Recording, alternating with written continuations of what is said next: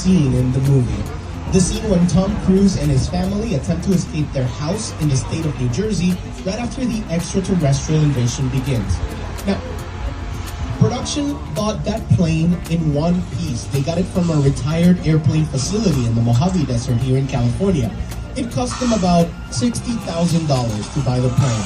And the plane technically still worked. It was just retired. They could have flown it anywhere they wanted to. But they wanted to put it here for the movie, and we don't have a landing strip in the studio, so they couldn't just fly it in here.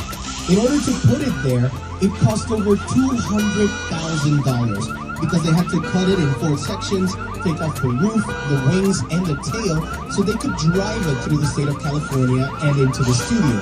Also, Steven Spielberg didn't want a lot of people seeing the plane arrive in the studio. He didn't want any major spoilers for his newest movie, so he made production drive it at night, which increased the cost of transportation. The rest of the set is a replica of a real neighborhood in the state of New Jersey. Who wants to spend the night here after spending the day at the theme park? Oh, that's definitely a checkout.